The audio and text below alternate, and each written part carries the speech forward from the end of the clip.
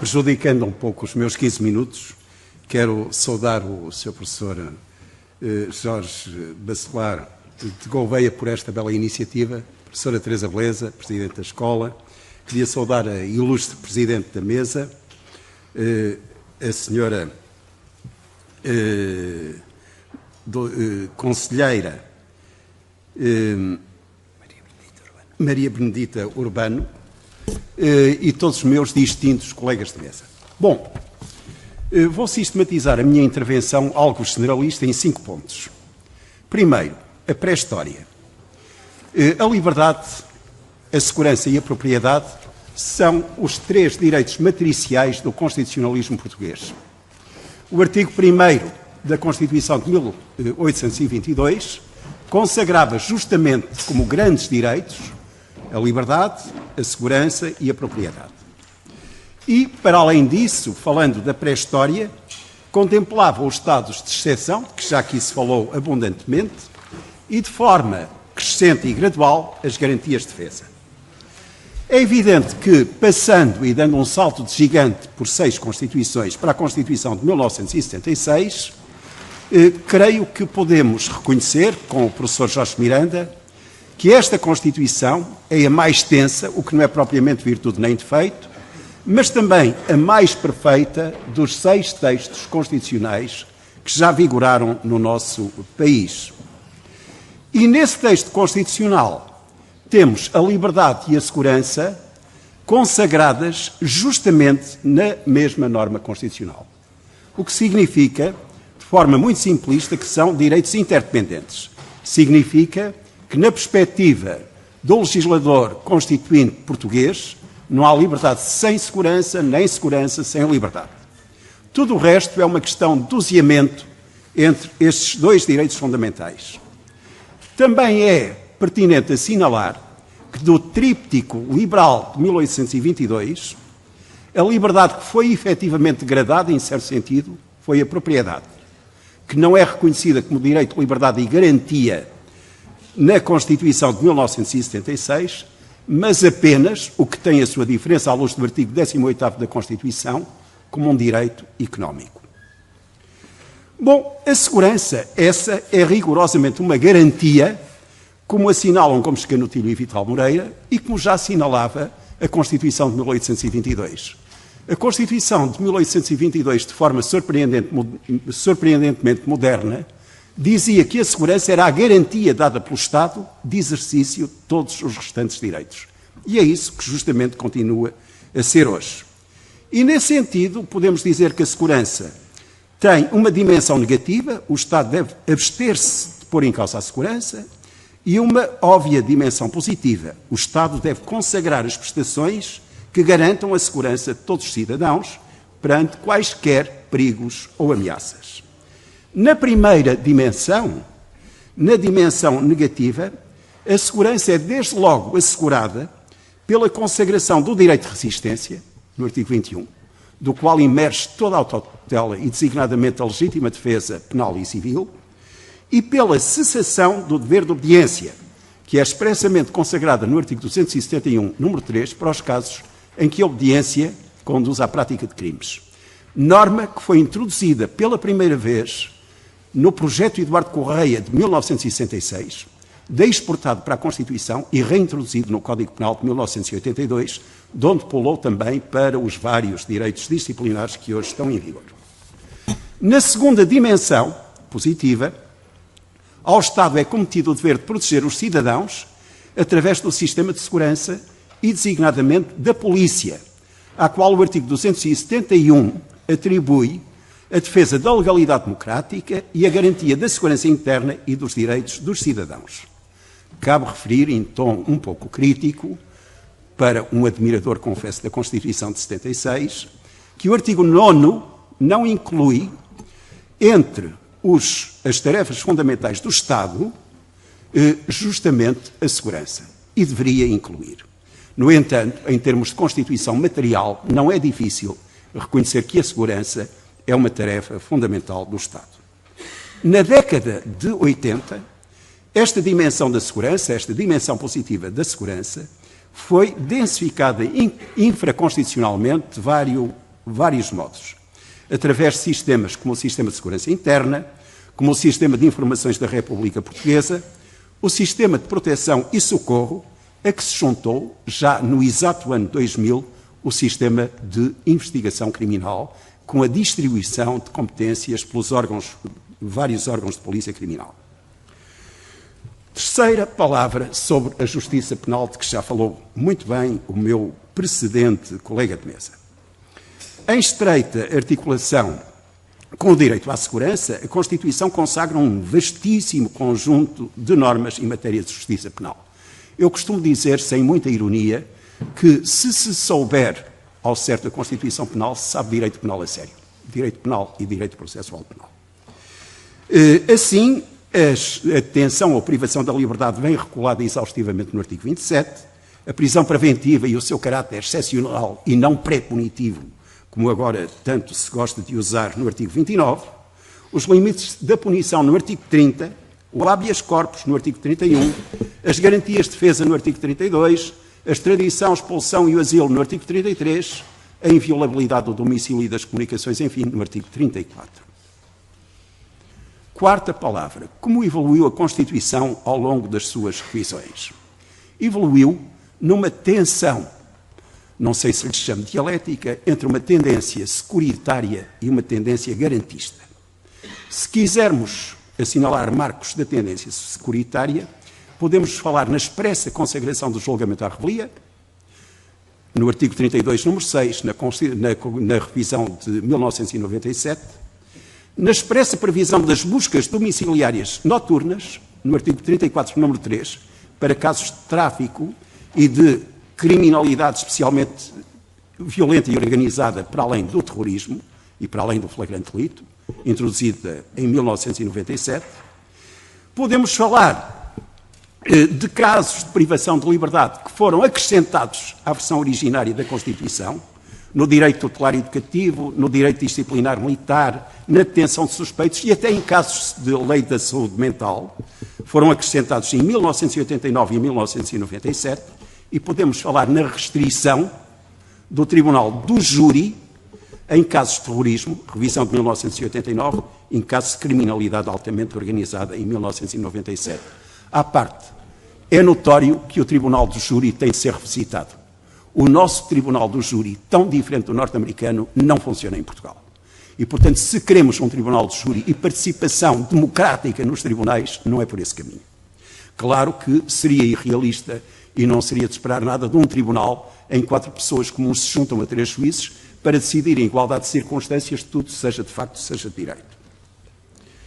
Quanto à tendência garantista, referiria a expressa previsão da manutenção de direitos pelos condenados, no artigo 30, número 5, acrescentado em 1989, que se juntou à proibição de penas acessórias automáticas, introduzida muito por influência também, de novo, do professor Eduardo Correia, depois de ter ido a um célebre congresso da Associação Internacional de Direito Penal de Atenas, em que se discutiu o tema.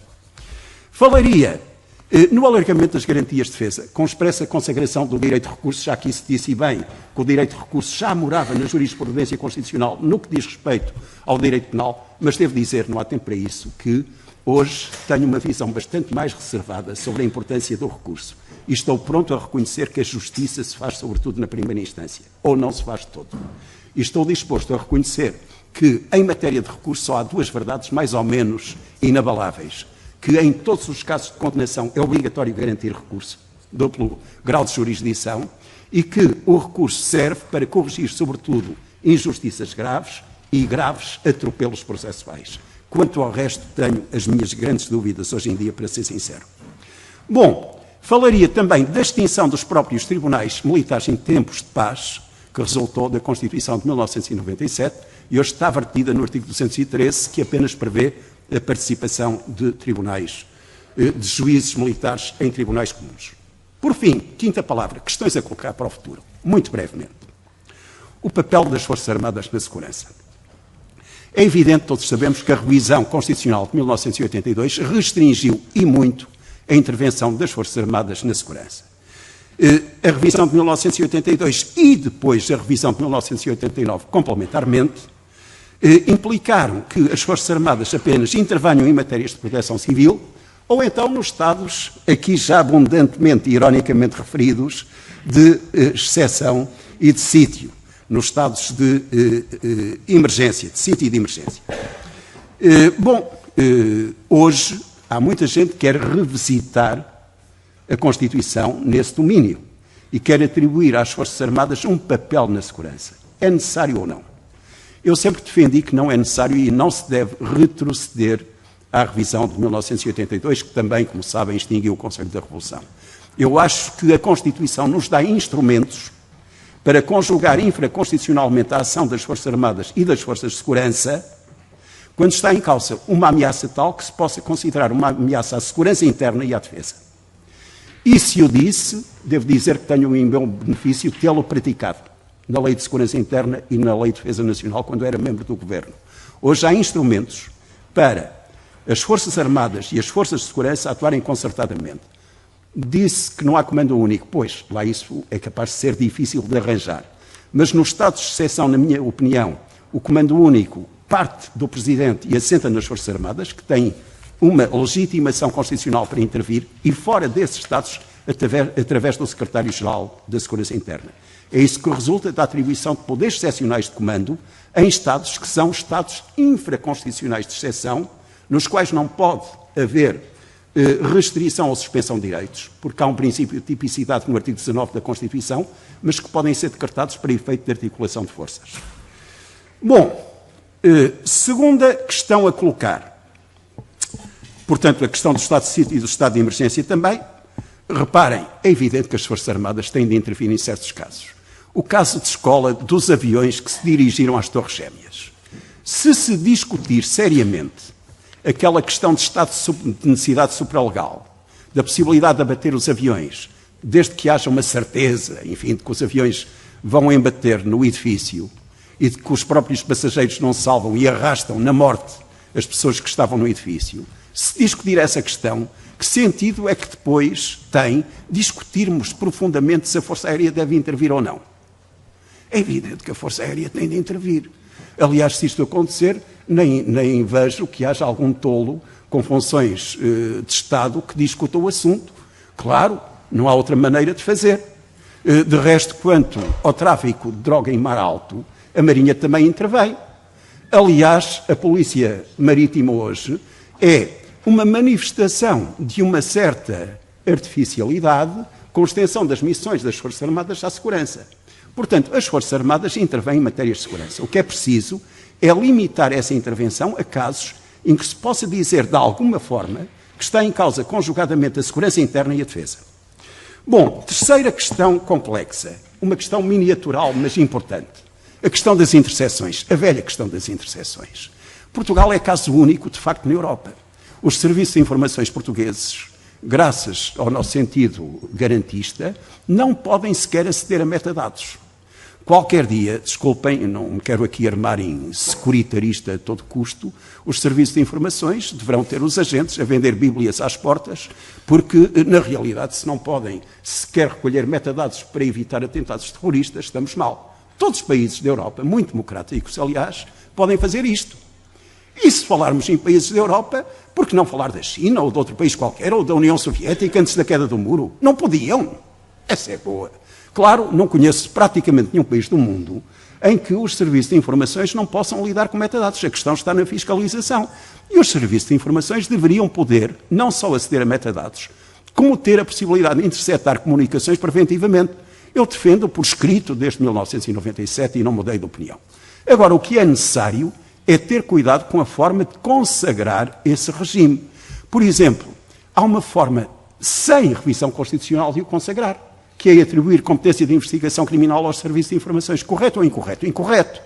Porque há muitos serviços de informações do mundo, na Europa do Norte, também nos Estados Unidos, que têm competência de investigação criminal. Mas essa não é a tradição portuguesa, nem a tradição de países que tiveram ditaduras no século XX relativamente recentes, em que havia polícias políticas. Portanto, nós não queremos voltar a confundir investigação criminal com informações. E se não queremos, devemos realmente proporcionar constitucionalmente a possibilidade aos serviços de informações de desenvolverem a sua atividade. Com o quê? Com fiscalização de juízes. Sempre tenho proposto que, nesse caso, houvesse uma comissão de juízes nomeada pelo Conselho Superior da Magistratura, encarregada de fiscalizar as Delikatessen, isto é, eventualmente as ações encobertas dos serviços de informações e também as interseções. Bom,